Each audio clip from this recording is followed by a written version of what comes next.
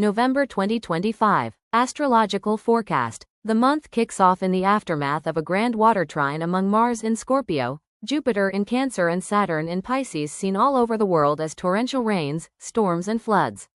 Mars is going to form the same aspect with Neptune in the very beginning of the month before moving to Sagittarius on November 4th or 5th, depending on where you're at in the world. More heavy rains to be expected collectively. Watch out on anything that may cause inflammation or sickness, or any deal that seems too good to be true, as Mercury is in shadow, about to go retrograde on November 9th. The full moon in Taurus on November 5th, ruled by Venus in late degrees of Libra, illuminates what's hidden with the besties, the beauties and the bottomless wishes in our lives.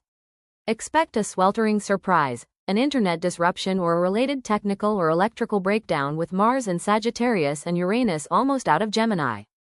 How fast can Venus fall out of love? We'll find out on the 7th, with an ingress in Scorpio followed by a square to Pluto in Aquarius. The things that make you light up might take an edgy turn. You'd certainly pick your guilty pleasures over your fears anytime, especially when a crowd is involved. Uranus backs up into Taurus on the 8th and Mercury goes retrograde the following day until the 29th.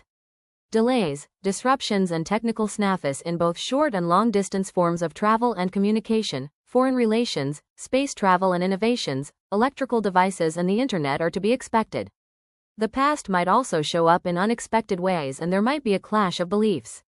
It's a good 21-day period for reviews and repairs, but not for starting anything new.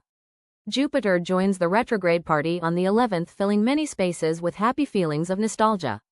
The ongoing trine to Saturn, also retrograde in Pisces, facilitates growth of new structures with a nurturing touch from the past. A loud message arrives on the 12th and Mars conjuncts Mercury. It is highly likely that it is biased and false, but will raise a question to come back to in December. The Sun in Scorpio creates a grand water trine with Saturn and Jupiter on the 17th and 18th, and good vibes and connections soothe after a short calm period. On the 19th, Mercury tips back into Scorpio and forms a trine with Neptune, both retrograde. A lot is going on under the surface, but who has the skills to find out what exactly, with a chaotic opposition to Uranus? Challenges to clarity and services disrupt the freshness of the new moon in Scorpio on the 20th. It will be a good time to journal, rest, clean and detox. The Sun is in Sagittarius on the 22nd and it will be normal to feel alive again in the spirit of the holidays, even though still not a great time for travel or connection. Venus joins Mercury and together they trine Jupiter and Saturn on the 25th and 26th, bringing in an ambiance of fun in the dark and wet cloud.